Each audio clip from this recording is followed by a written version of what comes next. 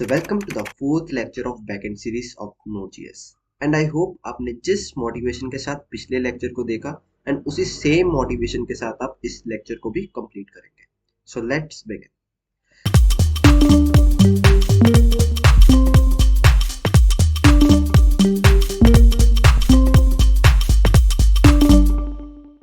इस वीडियो में मैं डिस्कस करूंगा कि URL क्या होता है, उसमें क्या डिफरेंस पार्ट होते हैं और हाँ, ये वीडियो आज का थ्योरेटिकल होने वाला है. आज हम VS कोड पर कुछ नहीं करेंगे और ये वीडियो काफी इंपॉर्टेंट रहेगा क्योंकि इसके बाद हम जस्ट APIs ही स्टार्ट करेंगे. अब आप सोचोगे कि APIs क्या होता है, बस थोड़ा सा वेट करो, आने वाली वीडियोस में मैं सब कवर करूंगा. So let's start. So URL क्या होता है? Uniform resource locator. तो इसको समझाने के लिए मैं आपको शो करता हूँ ये लिंक. अब इसको देख के आपको शायद काफी क्लियर हो गया होगा कि जो भी हम अपना सर्च करते हैं कुछ भी, वही अपना होता है URL. अब मान लो आपने google.com लिखा तो आप ये सर्च करते हो, तो वो जो हम सर्च करते हैं उसी को हम बोलते हैं URL. अब इसका नाम URL क्यों पड़ा, इस पे हम बाद में आते हैं, लेकिन मैं आपको इसके पहले डिफरेंट पार्ट समझाता हूँ. HTTPS क्या होता है? अपना प्रोटोकॉल. ओके, प्रोटोकॉल मतलब क्या होता है हम इसको बाद में देखते हैं. अभी नेक्स्ट पे आते हैं. www से लेके .com तक जो भी अपना पार्ट होता है उसको बोलते हैं हम डोमेन. ओके, एंड जो .com के बाद जब हम स्लैश डालते हैं और उसके बाद कुछ भी लिखते हैं, कोई भी वैल्यू लिखते हैं, तो उसको हम बोलेंगे पाथ. एंड जो हम क्वेश्चन मार्क के बाद हम कुछ वैल्यू डालते हैं तो उसको हम बोलते हैं क्वेरी. इसको समझने के लिए हम एक्चुअल में चलते हैं अपनी ब्राउजर विंडो पे. तो मैं कुछ नहीं लिखता, नॉर्मल सा कुछ एक Node.js सर्च करता हूँ. ओके, जब मैंने Node.js को सर्च किया, अब Node.js की वेबसाइट पे ना जाके हम अपने URL पे देखते हैं. अब जब मैंने Node.js सर्च किया था तो एक्चुअल में क्या हुआ, इसने क्या किया, HTTPS किया और www.google.com अपने आप इसने लिया एंड एक पाथ जो कि सर्च है एंड एक क्वेरी में Node.js को डाला. और ये इसके कुछ डिफरेंट क्वेरीज हैं, अपनी इसके कुछ सिक्योरिटी पर्पस के लिए या कुछ और पर्पस के लिए इसने किया होगा. अभी के लिए हम इतना ही देखते हैं.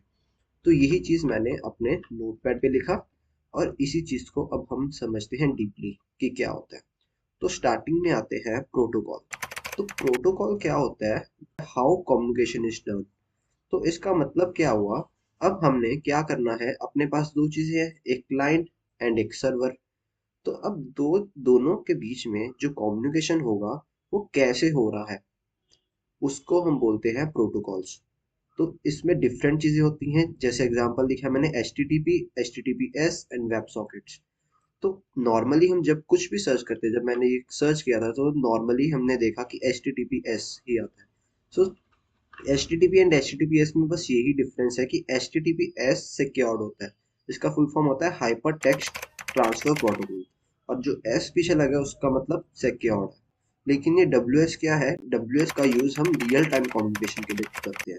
WS को बस अभी के लिए इतना समझो कि WS का मतलब क्या है, वेब सॉकेट्स, और इनको हम रियल टाइम कम्युनिकेशन के लिए करेंगे.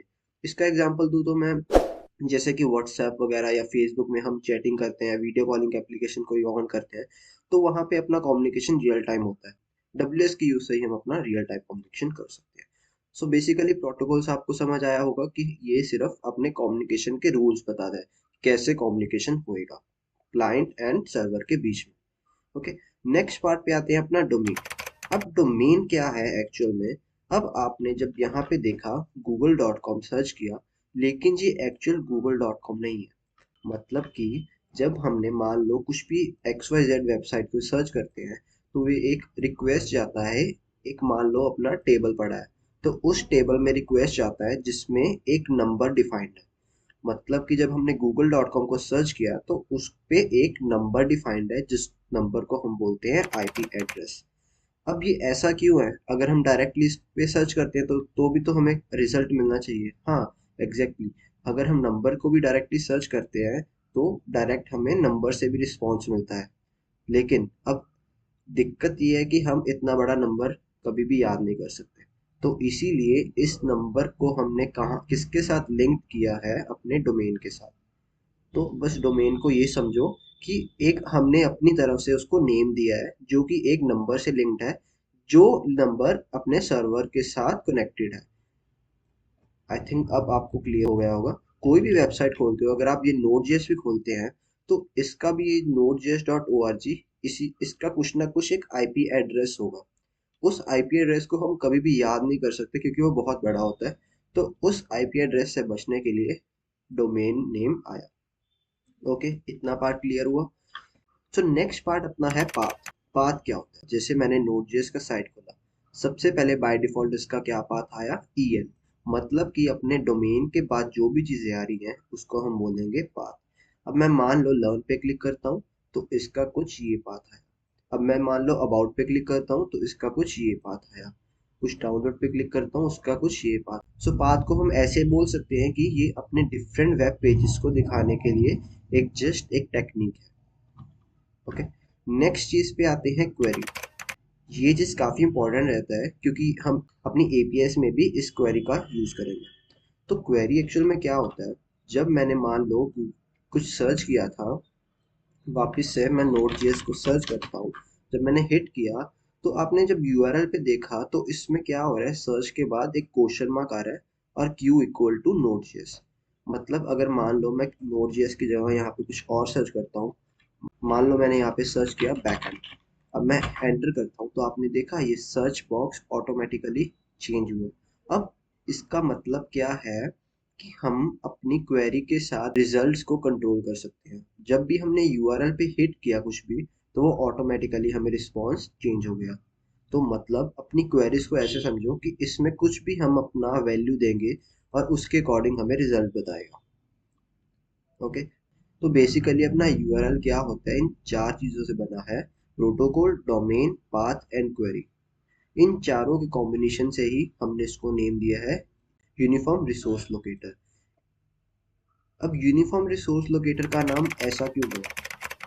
इसका जवाब हम देखते हैं डोमेन पे। अब यहाँ पे हमने जब देखा था, हमने जब कुछ भी लिंक सर्च किया था तो ये किसके साथ लिंक्ड है? कुछ आईपी एड्रेस के साथ, मतलब एक किसी रिसोर्स के साथ है। तो ये रिसोर्स किसको लोकेट कर रहा है? एक्चुअल अपने सर्वर को लोकेट कर रहा है। तो इसीलिए हमने इसको क्या नाम दिया? Uniform resource locator. And I hope आपको अब ये चीज़ काफ़ी क्लियर हो गया होगा। आई होप आपको इस लेक्चर में काफ़ी कुछ सीखने को मिला होगा। और अगर आपको ये वीडियो अच्छा लगा तो लाइक करें, कमेंट करें, and thanks for watching this video.